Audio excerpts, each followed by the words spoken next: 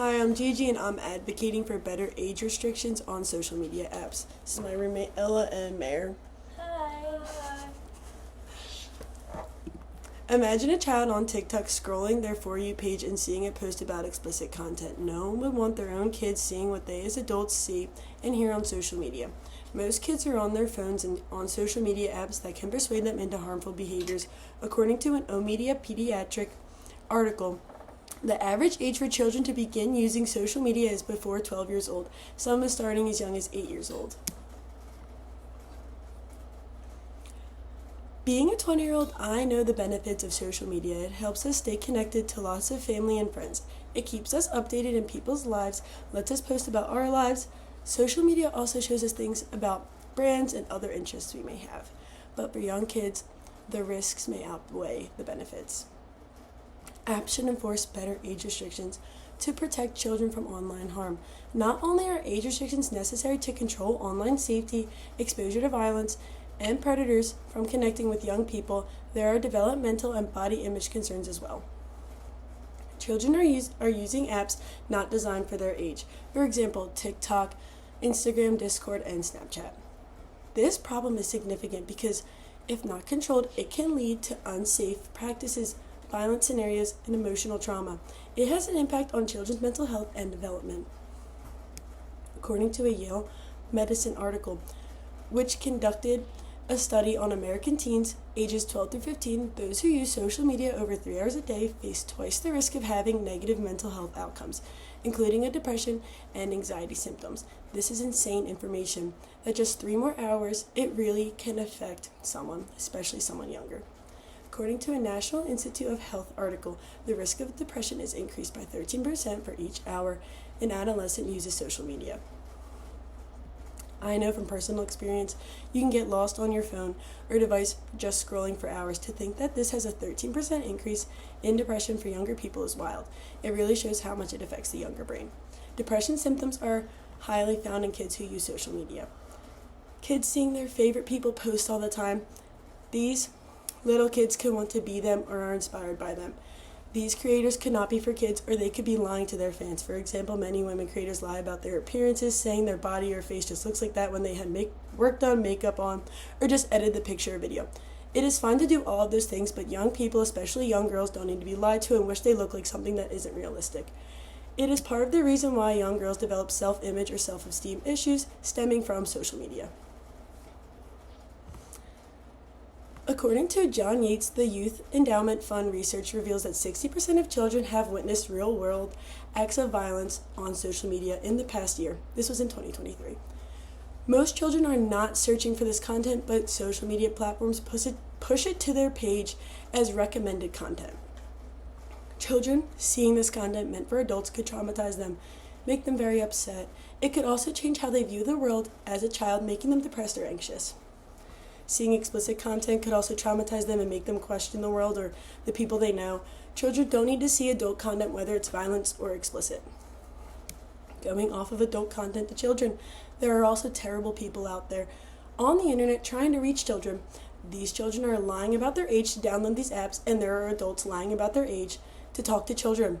It happens in many ways where children get harassed by older people or don't know they are talking to someone older until they meet them. This is why parents need to be more involved on what their children are downloading and who they are talking to. Many girls I know, including myself, were messaged online when we were minors. It is a very weird and frequent occurrence. It doesn't really stop until you block them, but more are out there. Many older people direct message me and my friends asking for things and asking to be our quote-unquote sugar daddies. There was also this popular video chat website that was called Omegle that my friends and I would use to talk to other people our age during COVID. The amount of times we saw explicit content from older men was outrageous to where we stopped going on this website, and now Omegle does not exist. It was shut down in 2023. A lot of these problems happen to men and boys as well. I just know the girls' point of view because it happened to me firsthand. Some of the leading issues causing these problems are app companies don't enforce age policies, parental controls are weak and can be overruled. There is a major peer pressure for young kids to join older groups. Most apps just ask for a birth year with no verification or proof of age. No enforcement is needed even when there are age policies from the platform. There is lack of awareness from the parent side. Many parents don't check their child's phone for apps that are downloaded or how the apps work. Screen time limits and filters are available but are never really used. Parents don't force these, and they don't have to, but they should at least check their child's apps and see if they are safe apps and if they're talking to anyone who is suspicious. A 2019 Pew Research study indicates that 52% of parents at least sometimes use parental controls to restrict weird and new sites. For my solution, apps should require having stricter age controls using AI digital ID checks. Enforce penalties if not followed. Need to have a parental ID confirmation for all young users. Educate both the kids and parents about the restrictions. Develop digital safety workshops for parents and kids. New government legislation is needed to protect users online. With stricter age restrictions and enforcement, like face recognition and identification verification from the parents, it will become much harder to trick the system. Younger users will not be able to create accounts on their own just trying to fake a birth year. With penalties and tougher regulations, there is a pressure on the social media apps to comply. They could be faced with fines or criminal charges. With parental education and a real-life example on how harmful underage exposure to some social media can become, the parents will be more likely to enforce the controls at home, with better understanding of what is available and what tools they will have to leave more parental involvement at home. The actions they can take: contact lawmakers, sign petitions, spread awareness for the need for new laws to protect younger generations on social media. And to wrap this up, apps should enforce better age restrictions to protect children from online harm. Social media has its benefits. It can be fun and creative and educational for all ages. But without tougher age restrictions, it can lead to young children being exposed to harmful content, lead them to dangerous situations for predators and higher mental health risks. Unfortunately, many app companies don't enforce the little age restrictions set in place today, and parents are not aware of everything that's happening online.